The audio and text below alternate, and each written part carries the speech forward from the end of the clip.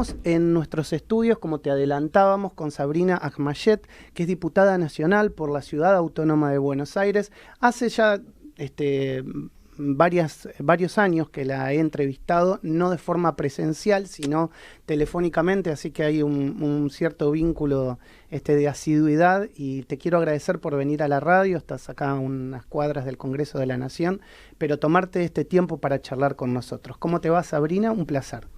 Hola, Maxi, un placer estar acá.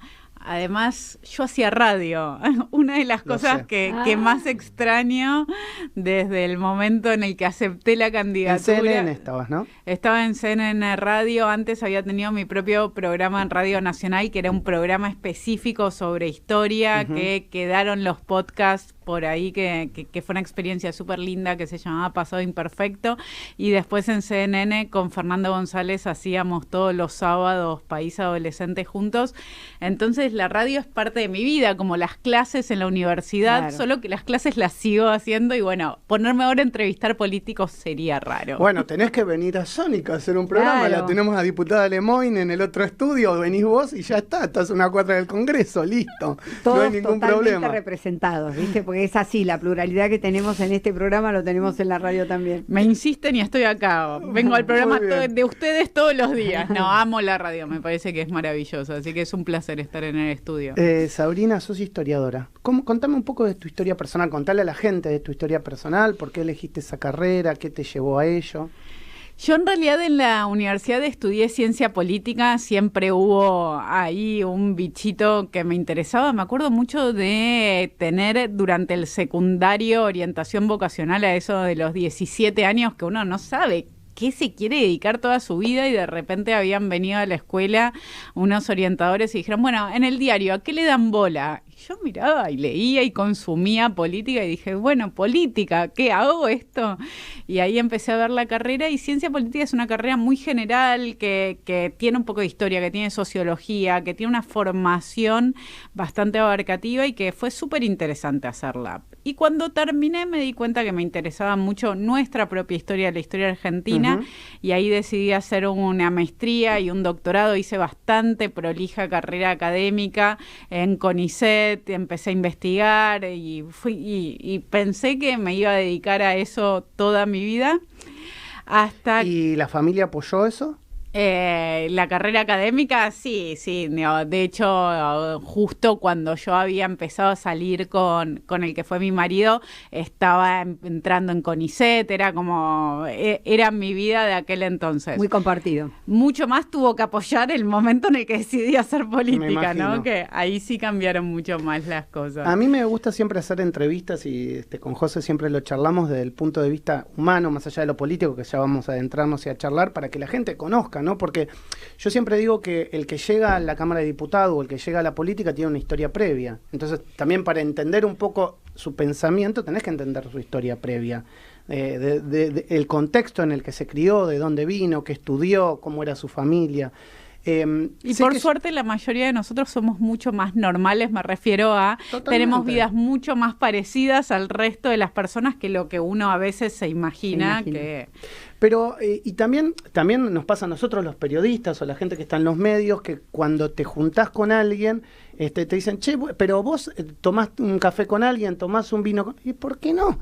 Entonces la gente es como que no lo entiende. Dice que si vos te sentaste a tomar algo con alguien del PRO, te sentaste a tomar algo con el peronismo, y son seres humanos, somos seres humanos, claro. Somos seres humanos, estamos en la sociedad, la integramos. Y por tomar un café no cambiamos nuestras opiniones. Totalmente. Entonces, me gustaría preguntarte en base a esto, ¿cómo llegaste a la mano de Patricia Bullrich? Sé que no fue directamente a través de ella, sino a través de su marido, ¿no? Bueno, fue una mezcla. Yo en realidad al marido de Patricia, Guillermo Yanco, lo conozco hace muchísimos más años que a Patricia, porque juntos estábamos en la comisión directiva del Club Político Argentino. Exacto. Entonces ahí compartíamos este ámbito y muchos años de conocimiento, pero fue Patricia la que primero me convocó en el 2020, ni bien se iniciaba la pandemia. Patricia era presidenta del PRO recién asumida. y ella decidió hacer un ejercicio súper interesante que fue Zooms con dirigentes y con militantes del PRO, ¿no? de todo el país. Me acuerdo. Para pensar un poco, bueno, qué había pasado, qué nos había llevado recientemente a perder las elecciones en el 19, cuáles eran las cosas que nosotros reivindicábamos y creíamos importante seguir trabajando de nuestro gobierno, y por otro lado, qué se debía cambiar. Y fue un análisis súper interesante de muchísimos meses con gente de todo el país, de diferentes profesiones y backgrounds, pensando cuáles son nuestros valores y nuestras ideas del PRO.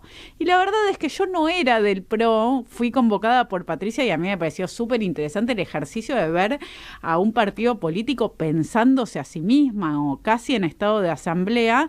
Y bueno, sí, obviamente era muy cambiemita, compartía los valores de los 3 partidos que en ese momento conformaban Juntos por el Cambio, y me fui enganchando cada vez más con el PRO, y unos meses después, cuando fue el cierre de las escuelas a partir de marzo, que se prolongó durante mucho tiempo, ahí dije, bueno, no me puedo quedar solo escribiendo en los diarios, haciendo radio y opinando en Twitter, necesito hacer algo más, y me involucré en política para trabajar para la apertura de las escuelas, y después vino el ofrecimiento de Patricia de la candidatura. Y hoy sos diputada nacional. ¿Qué de las cosas que pensabas previamente en la campaña se te están cumpliendo en el poder hacer? ¿Y qué crees todavía que, bueno, mira, esto era mucho más difícil o no es como lo pensaba? Contame un poco eso. Qué buena pregunta. Creo que en el 2021, en Juntos por el Cambio, todos creíamos que a partir del 2023 íbamos a hacer gobierno. Que nos quedaban 2 años de oposición para trabajar en nuestros proyectos, pero no en los proyectos legislativos, sino en los proyectos que íbamos a llevar adelante desde el Poder Ejecutivo.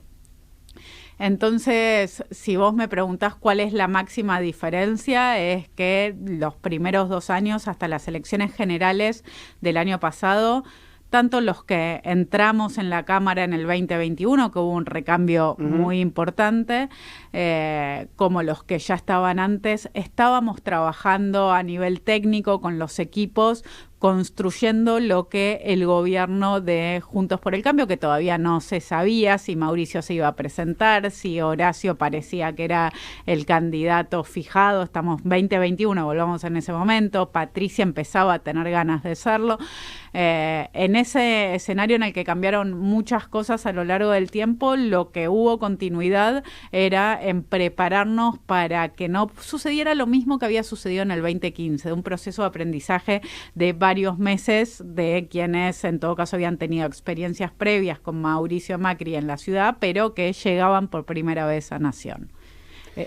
Es interesante esto que estás contando, y uno a veces también puede hacer un poco de retrospectiva y mirar para atrás, es decir, ¿crees que tal vez eso que cada uno quería hacer fue lo que jugó un poco en contra, que si se hubiesen puesto de acuerdo antes, tal vez hoy la presidencia hubiese sido del PRO?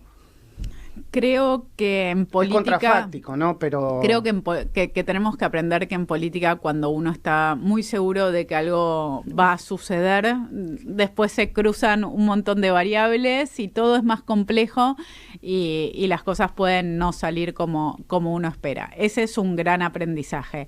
Por otro lado, sí me parece que hoy lo que tenemos en el PRO, y acá ya no estoy hablando de Juntos por el Cambio, sino del PRO, y ahora con la renovación, que en la discusión interna que está habiendo en el partido, con la nueva elección de autoridades y todo, es mucho más claridad, es mucho más nitidez. Antes había un montón de negociaciones que se vieron durante el gobierno de Macri, que se vieron durante la campaña de Juntos por el Cambio, que bueno, hacían que conviviéramos. Por ejemplo, Lustó, que hoy claramente cuando nosotros decimos blanco, él está diciendo entre gris, oscuro y negro. Eso es rarísimo, ¿no? O sea, cuando uno se había acostumbrado a Juntos por el Cambio durante muchos años, tal vez muchos no lo estamos analizando, pero hay una ruptura de Juntos por el Cambio, de las ideas de Juntos por el Cambio. Yo creo que la ruptura la ruptura política empezó con la división entre Patricia y Larreta. Y a partir de ahí, o sea, eso nunca se pudo acomodar. O sea, más allá de todo lo que se dijo acerca de si Mauricio estaba incidiendo o no, nunca se pudo arreglar. Y ahí se empieza a producir esta división de Lustó, esta división, y creo que no es... Mira, yo hablé con un referente, siempre digo un pajarito, ¿no?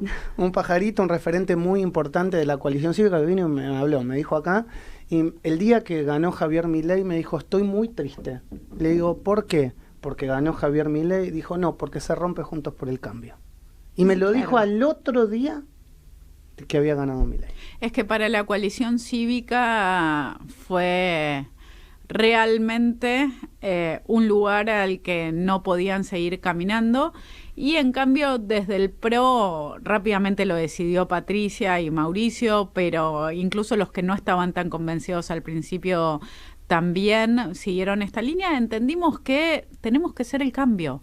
Y claro, que si hoy el cambio es La Libertad Avanza y el gobierno de Milei, nosotros lo que tenemos que hacer es apoyar a que ese cambio se produzca. Okay. Claro, independientemente de su presidente, ¿entendés? Que es esto lo que no se entiende. O sea, hay un montón de situaciones. Yo ahora un poco te iba a preguntar, a ver vos qué estás opinando respecto de lo que está sucediendo con la reforma laboral, por ejemplo, que se viene en camino, estamos ahí a la puerta de nuevamente una presentación de proyectos.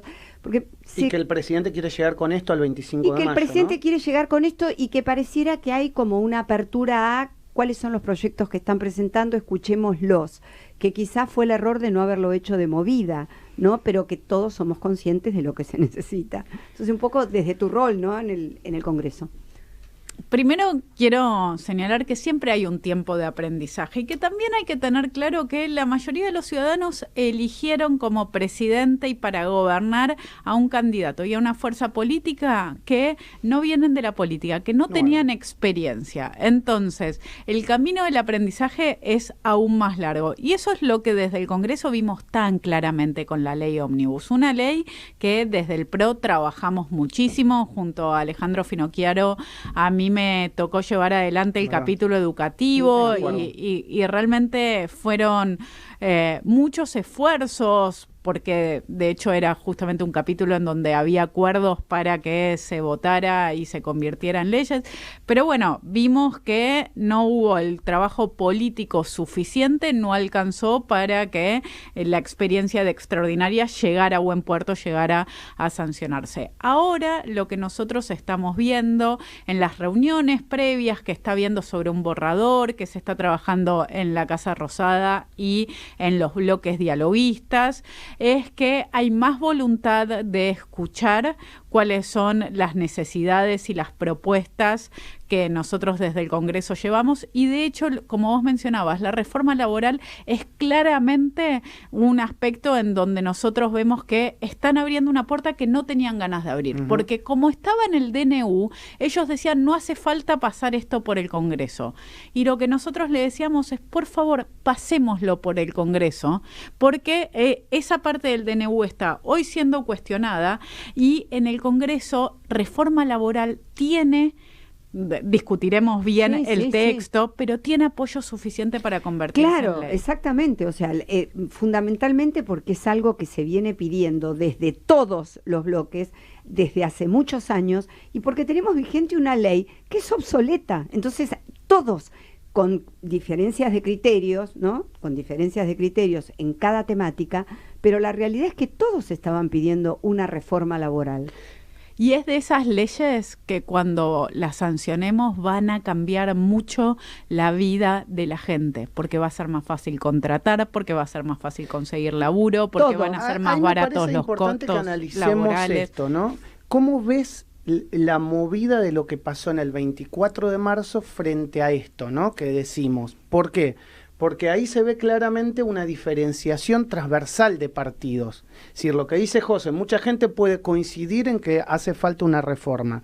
Ahora, esa gente, yo estoy seguro que no fue la que marchó el 24 de marzo, o gran parte de la que marchó el 24 de marzo. Y si querés, no lo digo por el kirchnerismo, o por el peronismo, o por los sindicatos en su conjunto.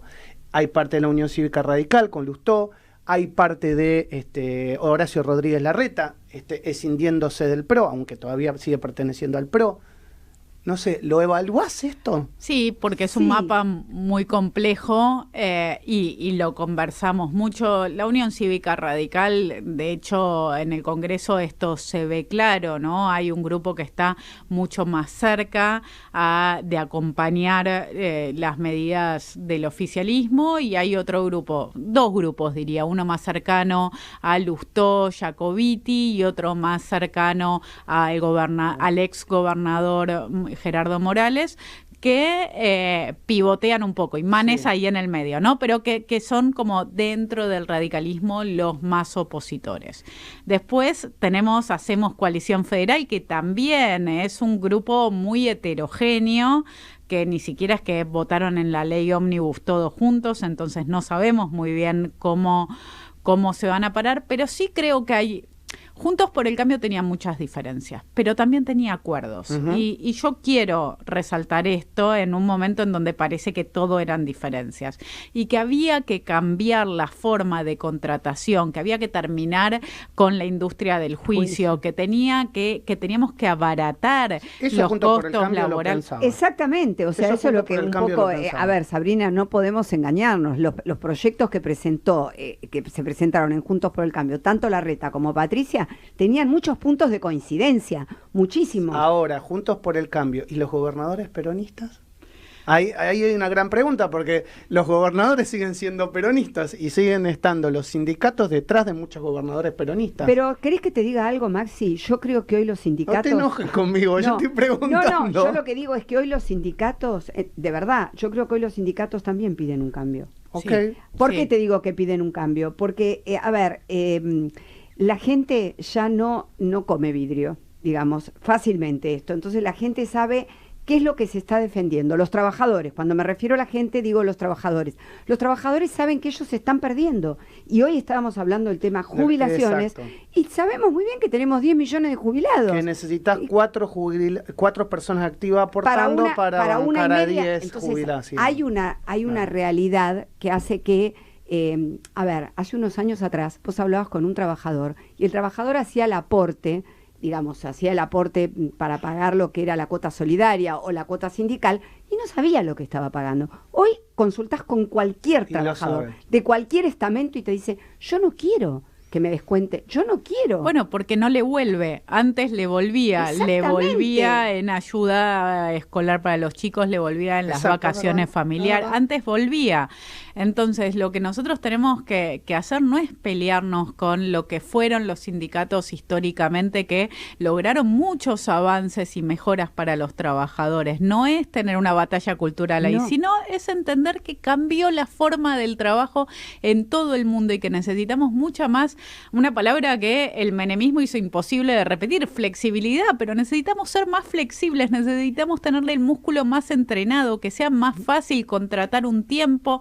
¿Por qué? Porque el temor era que si era más fácil contratar un tiempo y despedir, entonces iba a aumentar la desocupación. Pero hoy vemos cómo funciona el mundo en términos laborales y existe mucho más el trabajo temporario. Exacto. O los múltiples trabajos. Ya son pocas las profesiones en donde uno tiene un solo trabajo, un horario de oficina. Hay algunos. Y una continuidad extrema. Pero hablando de esto que ustedes dicen, ayer me senté con el decano de una universidad muy importante de la Argentina y él me decía, cuando nosotros contratamos nos está pasando que lo primero que nos preguntan los jóvenes es cuándo tenés el día flexible o cuándo haces home office. Entonces dice, a mí me parece bárbaro porque yo estoy de acuerdo que se pueda trabajar 3 o se pueda trabajar 4, pero no lo tengo que pagar si trabajas 3 o trabajas 4. A menos que eso me dé la productividad que yo tenía. Eso te iba a decir, un tema de productividad. Aparte, vos fíjate, yo trabajando en la reforma laboral tuve mucho contacto con la gente de las apps, ¿no? Exacto, precisamente un proyecto de Patricia que se presentó en el Congreso. Y te puedo asegurar que los trabajadores, ninguno quería la relación de dependencia. Los matás. Y yo te cuento. Los dejás, a ver, hablemoslo claramente. Los dejás sin trabajo. Se hizo un estudio de qué era lo que significaba, no solamente en lo que percibían en sus saberes, sino la productividad que tenían en las entregas, y era sideral la diferencia. Y en la libertad, porque también hay que entender esto, y sobre todo cuando le estamos hablando a los jóvenes, la libertad que dan las nuevas formas de trabajo, claro. Poder trabajar a distancia, poder prender o apagar una aplicación, sea Uber, sea Rappi, cualquiera, y decir, ahora estoy trabajando, ahora no, claro. Ir uno manejando sus propios tiempos. Entonces, ahí hay un universo que tenemos legislativamente que analizarlo, que contemplar, y el peronismo me parece que va a estar en una situación interesante también, porque somos muy expertos viendo todas las internas de Juntos por... Nos dedicamos años a hablar sobre las internas y las peleas de Juntos por el Cambio. La realidad es que el peronismo son claramente los peronismos. Por un lado están los gobernadores, que también se llevan a las patadas entre sí, ¿no? Sí. Pero comparten algunos intereses. Y por otro lado, también hay un cambio de época que creo que el peronismo va a tener que transitar. Acá dejo de lado un poco la diputada nacional y me sale más la analista, pero el peronismo ha mostrado desde 1946 hasta hoy que puede ser muchas cosas diferentes y que sigue existiendo y que se reconvierte. En ese sentido, el kirchnerismo y la versión más progresista del peronismo creo que es una etapa que se está cerrando, que tal vez venimos del 24 de marzo y es lo que se mostró más claramente hace 2 días, entonces lo tenemos, pero que ya no tiene una gran representatividad social y que sin embargo hay otras cosas, otros liderazgos que también existen adentro del peronismo que pueden ser fácilmente la nueva dirigencia. Exacto. Vos fíjate, yo hoy le comentaba a la mañana temprano a Maxi el tema de la gente joven y el tema de toda esta reforma previsional. Porque hoy estamos pensando en la reforma previsional teniendo en la cabeza todas estas imágenes que nos pasan, ¿viste? De los viejitos que no pueden más, que no pueden comprar un churrasco, que no pueden comprar... Y nos estamos olvidando de qué es lo que pasa con ese universo de gente joven que no quiere estar sujeta a un sistema previsional. Que la mayoría te dice, mira, aporto en un fondo que me va a garantizar que cuando llegue, lo aporto desde que soy muy joven. Yo me acuerdo en un momento que estaba haciendo entrevistas y que una persona de 20 años me preguntó, ¿y cómo es el tema de aportes jubilatorios y todo? Habrá sido hace 5 o 6 años. Y yo me quedé mirando con los ojos abiertos como hay alguien que cree que todavía el sistema de aportes dentro de 45 años va a seguir funcionando, cuando claramente nosotros tenemos un sistema que no es sostenible por estas razones que vos decís. La población económicamente activa que tiene que bancarlo no es suficiente con todos los que están hoy percibiendo jubilaciones con las moratorias. Con todo. Sabrina, como historiadora, ¿quién crees que es el personaje histórico más importante que hemos tenido, argentino? Porque te meto en tu carrera, en lo que estudiaste, y ¿qué diría en esta época? Wow, a ver, acá se me meten las preferencias. Amor, claro, obvio, claro. Pero es así.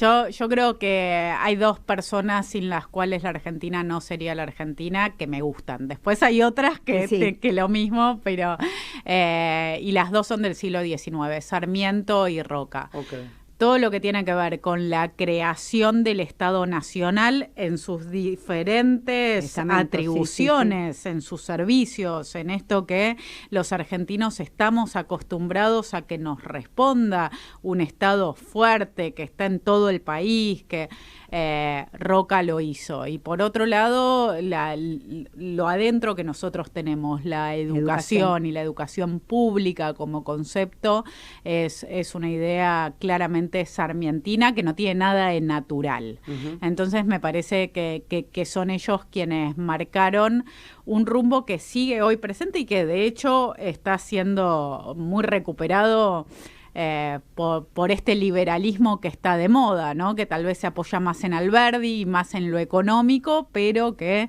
fue construido por todos estos personajes. ¿Qué dirían hoy en día? Hoy en día me parece, hoy, ¿no? Hoy, 26 de marzo, creo que dirían que en términos generales estamos en el camino correcto, okay. que que estamos enfocados hacia un lugar que hace que la sociedad sea mejor. ¿A qué me refiero con esto? Muchas veces que el liberalismo se entiende más en la Argentina desde la explicación que tienen los antiliberales.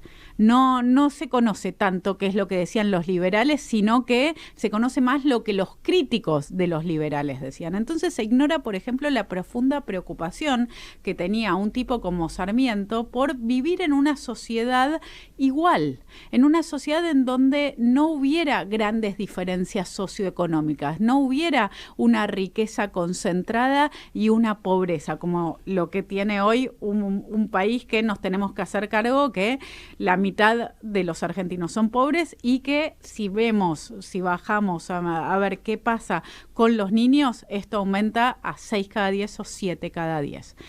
Sarmiento iba absolutamente en contra de ese modelo de país. Quería un país socioeconómicamente con una distribución equitativa. Entonces, ahí me parece que estamos desmontando años de populismo, años que con el discurso hablaban de los pobres y de la redistribución de la riqueza, pero que lo único que hicieron es redistribuir pobreza, es convertirnos a todos en más, salvo a una pequeña, y ahí sí uso la palabra casta, privilegio, salvo a unos pequeña porción que se creyeron los dueños del país, los dueños del Estado, y que manejaron el dinero de todos como si fuera propio. El resto de los argentinos hoy somos más pobres, y somos más pobres por las decisiones económicas y políticas que tomó el kirchnerismo. Entonces estamos dejando eso atrás y estamos recuperando una tradición liberal de ser un país que crece, que progresa y que es más justo. Sabrina, gracias por venir a nuestro programa, gracias por venir a Radio Sónica, un verdadero placer y bueno, seguramente seguiremos charlando. Hasta la próxima, muchísimas gracias a los dos. La diputada Sabrina Ahmayed en la mañana de Radio Sónica.